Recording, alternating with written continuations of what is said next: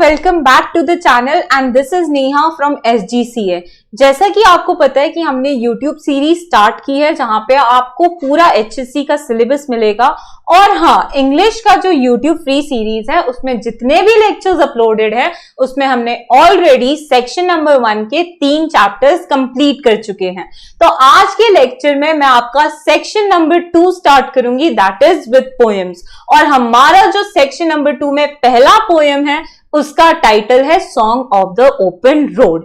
अब देखो बच्चों, पोएम स्टार्ट करने से पहले मैं आपको थोड़ी सी ब्रीफिंग देना चाहूंगी या मैं कुछ आपको ऐसे पॉइंट्स टू पॉन्डर बताना चाहूंगी जो कि हमारे पोएम से डायरेक्ट रिलेशन में हो। ओके, तो आई नो अभी आप छोटे हो, मतलब ज्यादा बड़े हुए नहीं हो, पेरेंट्स के अंडर रहते हो, तो आई नो आपने कभी अपने पेरेंट्स के साथ कोई ना कोई जर्नी की होगी, right? I don't know about how many students have travelled alone, but कभी ना कभी किया होगा, भले ही सिटी टू सिटी किया हो या अगर पेरेंट्स के साथ किया है तो वो ट्रैवलिंग, वो जो जर्नी थी उसको एक बार रिवाइव करो, उसको वापस जीने की कोशिश करो और याद करो कि जब आप जर्नी से पहले थे, जो आप जर्नी के पहले थे और जो आप जर्नी के बाद थे, उसमें कोई डिफरेंस था या सिमिलर थे।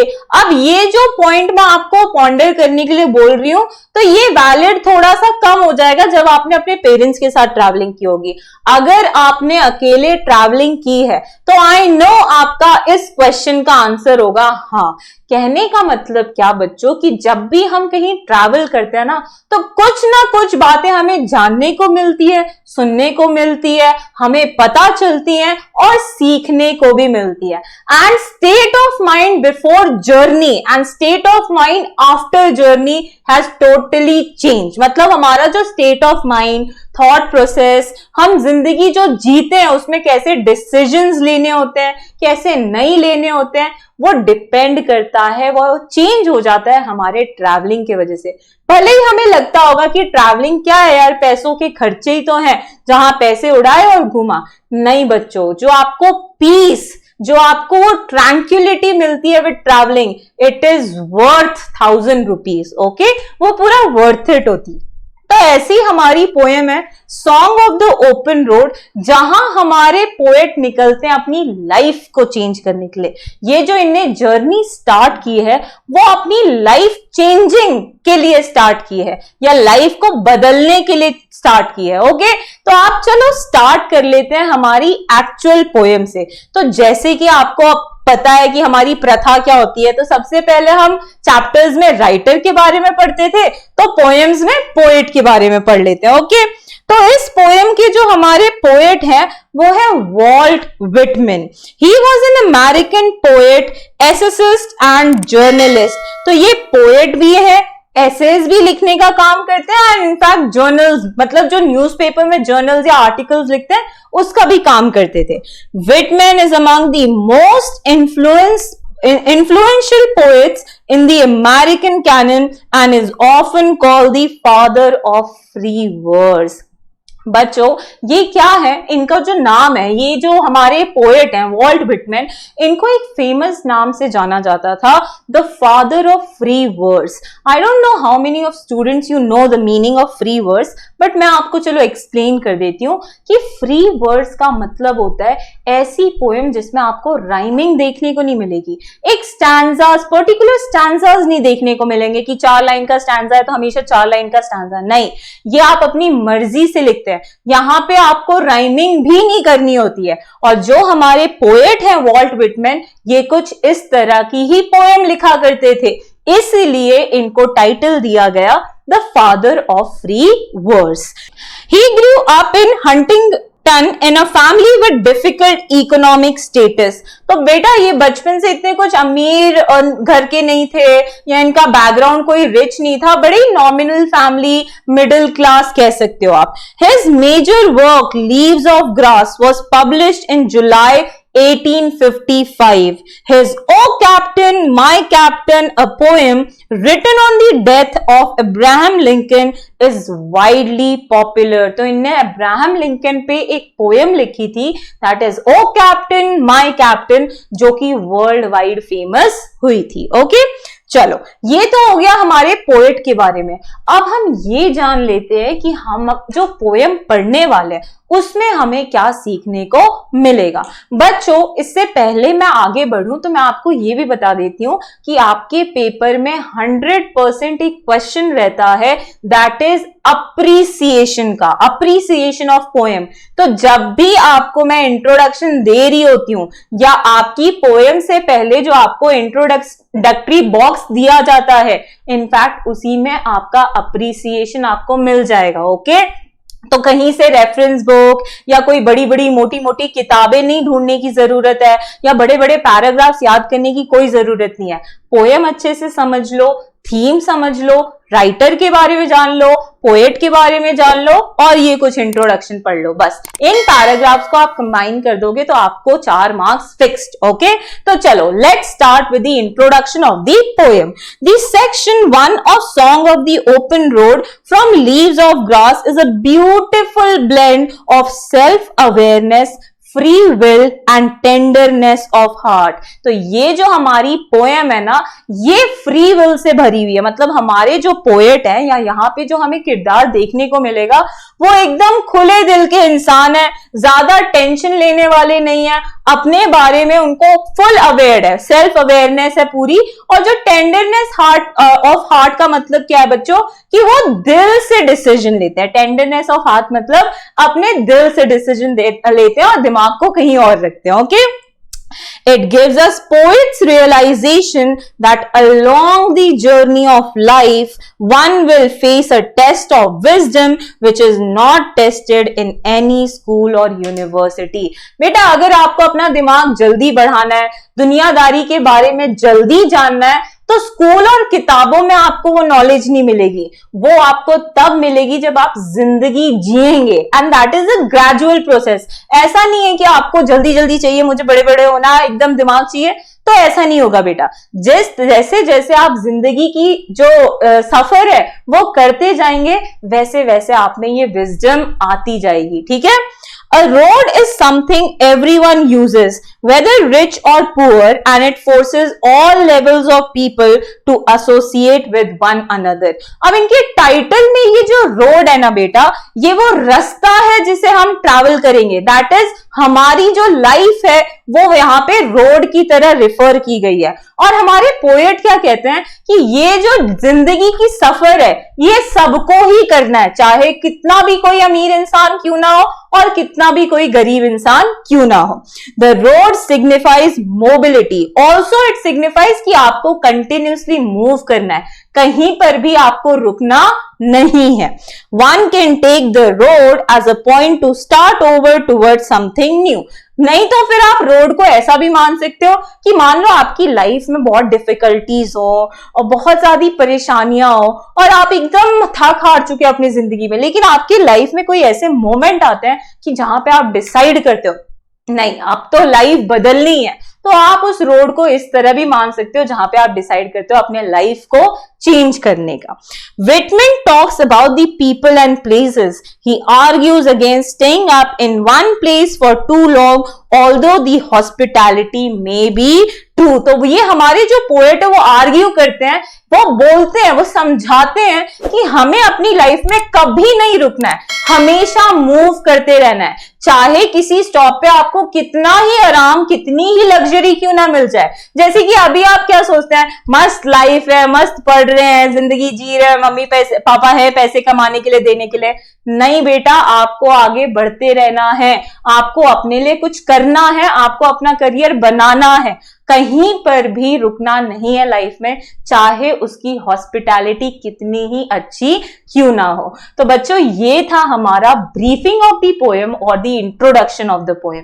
So let's start with the actual poem, the song of the open road. आगे का लेक्चर कंटिन्यू करने से पहले मैं आपको एक छोटी सी इंफॉर्मेशन प्रोवाइड कर देती हूँ कि एसजीसीए के जो लेक्चर्स है ना वो 2 टाइप से चलते हैं, एक तो यूट्यूब सीरीज एंड दूसरा प्रीमियम ऑनलाइन लाइव क्लासेस। तो प्रीमियम लाइव क्लासेस में आपको फैकल्टी से फेस टू फेस बात करने का मौका मिलता है through GMeet online classes. And दूसरी इंपॉर्टेंट इंफॉर्मेशन कि आपको ऑनलाइन बैकअप फैसिलिटी प्रोवाइड की जाती है। Besides this, these are some facilities provided in premium batches shown on the screen. In addition, the courses provided by the SGCA are 11th, 12th, BCom and CA foundations. So for admission and more details, you can either call us or WhatsApp on the number shown on the screen. तो चलिए फिर आगे का lecture continue करते हैं. A foot and light-hearted, I take to the open road, healthy, free the world before me. तो ये क्या बोलते हैं कि जैसे ये जर्नी, अब हमारी पोयम कहां से स्टार्ट हो रही है, जैसे ही उस सफर पे उनने अपना पहला कदम रखा है. अफुट कहने का मतलब वो पैदल चल रहे, कोई व्हीकल नहीं यूज किया है, कोई साधन नहीं यूज किया है, पैदल ही वो जिंदगी का सफर तय कर रहे हैं. एंड कैसे कर रहे हैं? लाइट हार्टेड, एकदम दिल खुले इंसान बनके. ऐसा नहीं है कि कोई बोझ है, कोई टेंशन है, एकदम लाइट हार्टेड, एकदम खुले दिल से. I take to the open road, healthy, free the world before me. और जो भी दुनिया है, चाहे हेल्दी हो, एकदम सुख शांति वाली दुनिया, पूरी दुनिया को वो पीछे छोड़ के अपनी जिंदगी का सफर वो शुरू करते हैं. The long brown path before me leading wherever I choose. और जितना वो आगे देखते हैं उनको वो पूरा सफर दिखाई देता है और जहां वो जाना चाहते हैं वहां वो जा सकते हैं. मतलब उनकी मर्जी कि कौन से पाथ पे वो ट्रैवल करते हैं. कौन से पाथ पे ट्रैवल करना मतलब बच्चों, जिंदगी में आप अपने चॉइसेस खुद लेते हो.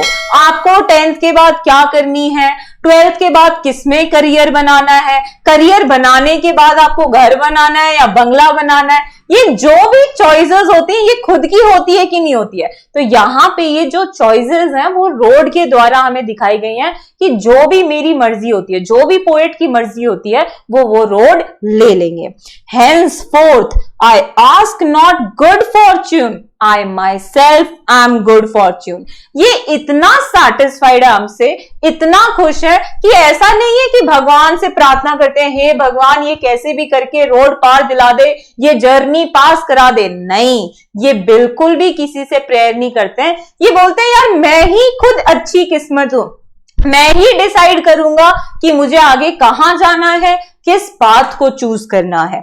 Henceforth I whimper no more, postpone no more, need nothing. और यही कारण है क्योंकि सारी डिसीजंस इन पे डिपेंडेंट है, इसलिए यही कारण है कि आप ये रोएंगे नहीं, विम्पर नहीं करेंगे, कंप्लेन नहीं करेंगे कि क्या है यार मेरे साथ ही ऐसा क्यों हो रहा है, क्या पोस्टपोन नहीं करेंगे कि चल यार कल कर लेंगे, आज नहीं करते हैं तो परसों कर लेंगे, या इनको किसी भी चीज की जरूरत नहीं है. ना ही ये विम्पर कर रहे हैं, ना ही ये पोस्टपोन करना है. करना है तो अभी करना है, कल करे सो आज कर, आज करे सो अब. ठीक है, तो ऐसा ये मान के अपनी जर्नी स्टार्ट करते हैं. Done with indoor complaints, libraries, querulous criticism. अब ये उस मोह माया को पूरा छोड़ चुके हैं कि जहां पे सिर्फ कंप्लेन करना, अपने अराउंड नेगेटिविटी लाना. नहीं यार मेरी तो किस्मत ही लिखी है कि मैं ऐसा होगा, नहीं यार मैं तो ऐसा हो ही सकता है, मैं कुछ बदल ही नहीं सकता है. नहीं, ये सब वो कंप्लेन छोड़ते हैं पीछे, सबको छोड़ के वो खुले दिल से ये जर्नी स्टार्ट करते हैं. Strong and content I travel the open road, the earth that is sufficient. तो ये क्या बोलते हैं कि एकदम strong, full energy, full power, full जोश से वो एनर्जी स्टार्ट करते हैं. और कंटेंट रहना मतलब सैटिस्फाइड, हैप्पी हैं कि उनने वो जर्नी स्टार्ट की है, अकेले स्टार्ट की है, पैदल स्टार्ट की है, लाइट हार्टेड स्टार्ट की है, कोई भी उनके डिसीजन पेंडिंग नहीं है, पोस्टपोन नहीं है, या वो कंप्लेन नहीं कर रहे हैं. उनने ये जर्नी अब स्टार्ट कर दी और खुशी खुशी ये जर्नी जिएंगे. जर्नी क्या कहने का मतलब क्या बच्चों, कि उनने अपनी लाइफ में कोई लाइफ चेंजिंग डिसीजन लिया है, एक माइलस्टोन डिसीजन लिया है और वो उससे खुश हैं, सैटिस्फाइड है और आगे की डिफिकल्टीज के लिए एकदम फुल प्रिपेयर्ड है. ये क्या बोलते हैं, the earth that is sufficient, I do not want the constellations any nearer. वो बोलते हैं कि ये जो दुनिया है, ये जो चीजें मेरे लिए सफिशिएंट है, यहाँ पे ये मटीरियलिस्टिक चीजों की बात कर रहे हैं, चाहे घर हो, गाड़ी हो, ये सब उनके लिए सफिशिएंट है, जितना उनको जरूरत है उतना उनके पास है, और ना ही इनको कोई कॉन्स्टलेशन अपने पास चाहिए। बच्चों कॉन्स्टलेशन मतलब कहने का, जब हम तारों पे बोलते, तारों की बात करते हैं, तो कहने का मतलब किस्मत या कोई इन्फ्लुएंस। तो वो बोलते हैं कि मुझे कोई भी ऐसा इंसान आसपास नहीं चाहिए जो मेरे डिसीजन को इन्फ्लुएंस करे या मेरी किस्मत को बदलने की कोशिश करे या मेरे को चेंज करने की कोशिश करे। वो बोलते हैं जो मैं कर रहा हूं मेरे लिए सही है, मतलब अगर मैंने ये फुल जोश से तैयार कर लिया है तो मुझे ये करना ही है, मैंने डिसाइड कर लिया है तो मैं अब इस रास्ते चलूंगा और आगे की डिफिकल्टीज खुद फेस करूंगा। मुझे किसी भी किस्मत की जरूरत नहीं है, कोई भी इन्फ्लुएंशियल पीपल की जरूरत नहीं है, मुझे किसी की भी जरूरत नहीं है। I know they are very well where they are, मुझे पता है वो जहां है बहुत ज्यादा खुश हैं, चाहे भले ही कितना उनके पास पैसा क्यों ना। अब यहाँ पे ये जो इन्फ्लुएंशियल या पीपल की मैं बात कर रही हूं, ये वो लोग हैं बेटा जो सेलिब्रिटीज होते हैं या जिनके पास बहुत पैसा होता है। तो बहुत पैसे वाला नहीं क्या दूसरों को इन्फ्लुएंस करता है, तू ऐसा कर तो पैसा कमाएगा, ये कर तो वो नहीं, मुझे वो सब कुछ भी नहीं चाहिए। मुझे पता है वो जहां है बहुत ज्यादा खुश है, लेकिन मैं जिस जर्नी पे निकला हूं उस जर्नी पे मेरी खुशी का कोई वर्थ नहीं है, मतलब कोई प्राइस नहीं है कह सकते हो। I know they suffice for those who belong to them, और जो उनको फॉलो करते हैं, जो उनकी बात मानते हैं, जो उनकी सुनते हैं, हाँ वो उनसे खुश है, उनके लिए सफिशिएंट है, लेकिन मुझे उनके पीछे नहीं जाना है, मुझे अपनी लाइफ के डिसीजंस खुद लेने हैं। Still here I carry my old delicious burdens. I carry them, men and women. I carry them with me wherever I go. I swear it is impossible for me to get rid of them. I am filled with them and I will fill them in return. तो बेटा ये देखो, ये जो last का हमने ये 4 line पढ़ा है ना, ये ब्रैकेट्स में लिखा हुआ है, पेरेंथेसिस में लिखा हुआ है। कहने का मतलब क्या है कि ये जो लाइंस है ना वो किसी को बता नहीं रहे, इनफैक्ट वो खुद ही सोच रहे हैं, खुद ही समझ रहे हैं। तो अपने आप को क्या कहते हैं ये? Still here I carry my old delicious burdens. बोलते हैं ऐसा नहीं है कि मैंने कोई लाइफ चेंजिंग डिसीजन लिया है या मैंने वो ओल्ड जर्नी, रोड की जर्नी जो स्टार्ट की है उस पे मेरी पहली लाइफ डिपेंडेंट नहीं है, मैं पूरी पिछली लाइफ छोड़ के आया हूं, ऐसा कुछ नहीं है। मतलब पहली प्रीवियस लाइफ वो जो जी रहे थे उसके बर्डन्स उनके कंधे पे अभी भी हैं। यहाँ पे बर्डन्स कहने का मतलब क्या कि बच्चों इमेजिन करो आप पोएट की जगह पे हो, जहां पे आप 25 या 30 साल के हो गए हो, ठीक है, तो आप पे क्या बर्डन्स रहेंगे? अपने मम्मी पापा को इनफ प्रोवाइड करना, अपने लिए घर बनाना, अपनी जिंदगी को एकदम सुधारना।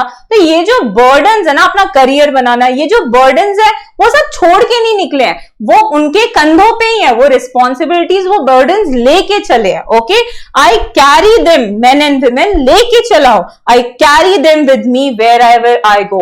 और जहां जहां ये जाएंगे, मतलब आप लाइफ में जो जो चॉइस करेंगे वो बर्डन्स आपके साथ रहेंगे, भले ही कुछ बर्डन्स कम हो जाएंगे तो न्यू बर्डन्स ऐड हो जाएंगे। I swear it is impossible for me to get rid of them. और ये एक फैक्ट ऑफ लाइफ है कि आप अपनी रिस्पॉन्सिबिलिटीज या जो भी आपके लाइफ में चीजें आप पे डिपेंडेंट करती है आप उसको छोड़ दो। आसानी से ऐसा कुछ नहीं होगा। आपको पता है कि आपको अपने लाइफ लॉन्ग मम्मी पापा का ध्यान रखना है, अपने करियर पे फोकस करना है, अपने नॉलेज को बढ़ाने की कोशिश करनी है, अच्छा पैसा कमाना है। तो ये सारी कुछ चीजें होती हैं बच्चों जो लाइफ लॉन्ग आपके साथ रहेंगी, आप इनसे पीछा नहीं छुड़ा सकते। लास्ट में देखो ये क्या बोलते हैं, I am filled with them and I will fill them in return. कहने का मतलब क्या कि अगर ये बर्डन्स मेरे पे हैं तो ऐसा नहीं है कि मैं उदास हूं या मुझ पे बोझा है, नहीं, मैं इनको पूरा करने की कोशिश करूंगा चाहे कुछ भी हो जाए। अगर ये मेरी जिंदगी में आए हैं तो मैं इनको जिंदगी से हटाऊंगा, ठीक है, निकालूंगा, ऐसे हमारा पोएट कहते हैं। तो बच्चों इस लाइन के साथ हमारी पोएम एंड होती है, the song of the open road. I hope आप अपनी रियल लाइफ से इसको रिलेट कर चुके होंगे, और अगर नहीं कर पाए तो एक बार वीडियो वापस देख लीजिए, नहीं तो पोएम आराम से एकदम शांति वाली जगह पे एक एक वर्ड समझ के पढ़िए, आप रिलेट कर पाएंगे. So this was a beautiful poem which teaches us how to live life and written by Walt Whitman. If you really like the video, do hit the like button and subscribe for latest notifications. Do share with all your friends, and if you really like the video, let us know in the comment box. You can follow us on various platforms shown on the screen. So, bye bye. See you in the next lecture.